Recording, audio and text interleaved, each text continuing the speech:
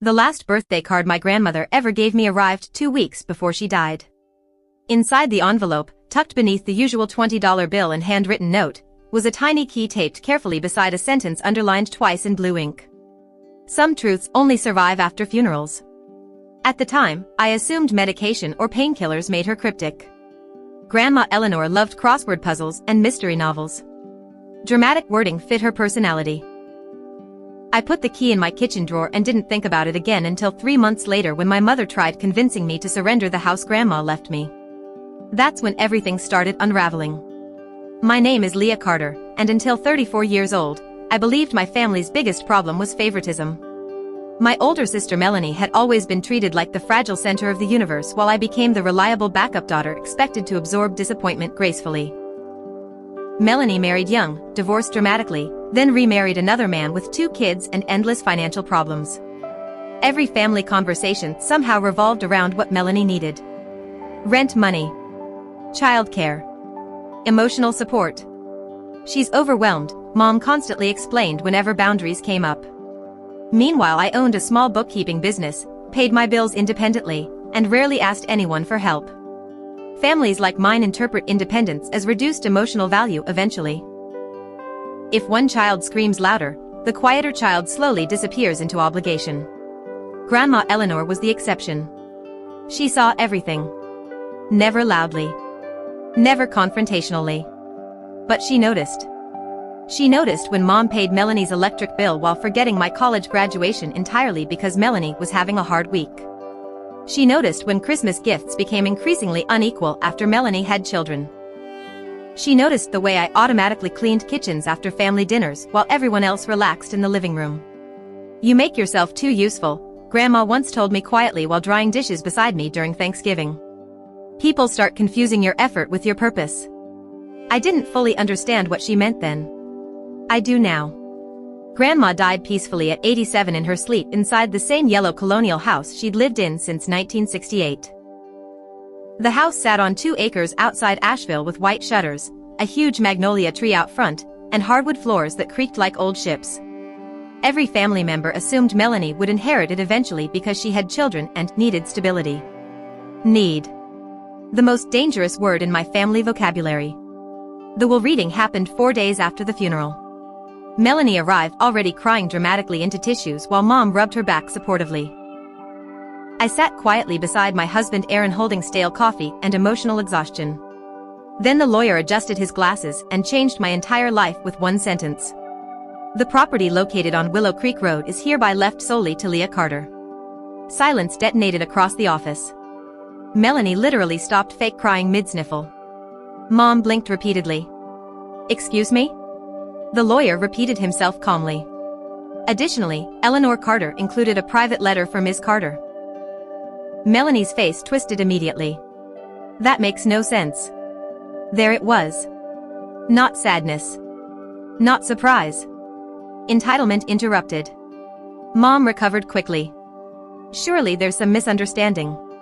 Because in her mind, anything benefiting me disproportionately automatically required investigation. The lawyer handed me a sealed envelope silently. My hands shook slightly opening it. Inside sat a short handwritten note from Grandma. "The key opens the cedar chest in the attic. Wait until after the funeral." That was it. No explanation. Just instruction. I looked up slowly. "There's more?" The lawyer nodded. "Your grandmother was very specific." Melanie started crying again instantly. Louder now. "My children grew up in that house." Technically true. But so did I. Funny how family history becomes selectively remembered once assets appear. Mom turned toward me already emotional. "Leah, your sister needs this home." There it was immediately. Not congratulations. Not curiosity about Grandma's wishes. Pressure. Grandma left it to me. Melanie laughed bitterly. "Because you manipulated her at the end." Aaron stiffened beside me instantly. "That's enough." But Melanie ignored him. "You were always kissing up to Grandma." Interesting accusation considering I visited weekly for years while Melanie mostly appeared during holidays needing babysitting money. "I took care of her," I said quietly. Mom sighed dramatically. And now you're being rewarded. Rewarded. As though caregiving automatically counted as strategic manipulation if a daughter eventually inherited anything. I loved her. Melanie loved her too. Then why didn't she visit? Silence. Sharp silence. Mom's face hardened instantly. Don't start attacking your sister. There it was. Family law. Melanie's accusations counted as pain. Mine counted as aggression. The drive home felt surreal. Erin squeezed my hand carefully. You okay? I stared out the window. Not really. Because honestly, part of me still expected Mom to eventually choose fairness over Melanie's emotional demands. 34 years old and some childish part of me still hoped. By the next morning, phone calls started. Aunts. Cousins. Family friends somehow already informed about the situation. Amazing how quickly dysfunctional families launch PR campaigns once inheritance gets involved. Your sister has children, Aunt Diane reminded me sternly over voicemail. Think about the bigger picture. Bigger picture always meant sacrificing for Melanie specifically. Mom escalated within days. Crying phone calls. Guilt. Stories about Melanie's financial stress. You have a successful business, she argued repeatedly. You can buy another house someday. Then Melanie can too. Silence. Then anger immediately. Why are you acting so selfish? Selfish. The mandatory label assigned to daughters who stop volunteering as emotional support beams. 3 weeks after the funeral, Mom invited herself over unexpectedly carrying takeout and martyr energy. Erin conveniently stayed late at work after seeing her car outside. Smart man. Mom sat at my kitchen table twisting napkins dramatically for nearly 20 minutes before finally speaking. Your sister is barely sleeping. That sounds difficult. She frowned at my tone. Leah, this bitterness has to stop. I almost laughed. What bitterness? You've always resented Melanie. Interesting revisionist history considering most of my resentment involved noticing objective patterns. Mom, Grandma made her choice. Because she worried about you. That caught my attention immediately. What? Mom looked uncomfortable suddenly. Your grandmother always felt protective of you. Why? Silence. Tiny strange silence. Then she shook her head. Never mind. My stomach tightened instantly. No. What does that mean? Nothing. Too fast. Too sharp. Something shifted internally right then. Tiny instinct. Tiny warning. Mom. She stood abruptly. Your sister already told the kids they might move into Grandma's house someday. There it was again. Emotional leverage through children. That was irresponsible. They're devastated now. Because Melanie made promises about my inheritance. Mom's eyes flashed suddenly. You don't understand how hard your sister's life has been. That sentence unlocked something cold inside me. Because suddenly I realized my family's entire emotional structure depended on Melanie remaining perpetually struggling and me remaining perpetually accommodating. I'm keeping the house, I said quietly. Mom stared at me like she genuinely didn't recognize me anymore. Grandma would hate what this family is becoming. No, I whispered. I think she understood exactly what it already was. She left furious. I cried afterward anyway. Because boundaries don't magically erase grief when you finally stop performing your assigned family role. 2 days later, the certified letter arrived. No return address except a legal office in Charlotte. Inside sat an envelope labeled "Release only after Eleanor Carter's death." My heartbeat started climbing immediately. Erin watched carefully from across the kitchen. What is it? I opened the packet slowly. Legal documents. Medical forms. DNA results. Then a handwritten note from Grandma. I prayed your mother would tell you herself someday. She never did. Cold flooded through my body instantly. I kept reading. Your father was not biologically related to you. The room literally tilted. Erin grabbed the table edge immediately seeing my face change. Leah? My hands shook violently turning pages. DNA report. Paternity exclusion. Dates from 34 years earlier. Notes from a private investigator. Then finally Grandma's explanation written in careful cursive. Your mother had an affair shortly before you were conceived. Your father knew. He agreed to raise you as his own on the condition the truth stayed buried forever. I stopped breathing for a second. Every sound disappeared except my pulse hammering in my ears. Oh my God, Aaron whispered, reading over my shoulder. Grandma's letter continued. After Melanie was born, your mother became consumed with guilt and fear that your father loved you differently. She overcompensated toward Melanie for the rest of your childhood. Tears blurred the page instantly. Not delicate tears. Full-body devastation. Because suddenly decades of family imbalance rearranged themselves into horrifying clarity. Grandma wrote one final sentence at the bottom. The house was mine to give. I wanted you to finally have something nobody could take from you emotionally. I sat frozen for almost an hour afterward. Childhood memories replayed differently now. Dad distant but polite. Mom hyper-defensive anytime I questioned unequal treatment.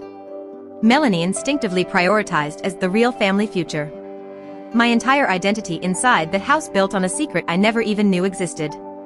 Does your dad know Grandma told you? Aaron asked softly eventually. I looked back through documents slowly. One paper sat separately from the others. Handwritten by my father. If Leah ever learns the truth, tell her I loved her every day anyway. That destroyed me completely. I cried so hard I physically shook. Because my father died 12 years earlier from a heart attack, and suddenly every confusing distance between us transformed into something tragic and complicated instead of simple indifference. He stayed. He chose me. But maybe loving me hurt too. Mom called that evening while I still sat surrounded by papers. I answered immediately. You knew. Silence. Complete silence. Then softly, what did your grandmother do? Not denial. Never denial. My chest hurt so badly I could barely speak. Dad wasn't my biological father? Mom started crying instantly. It was one mistake.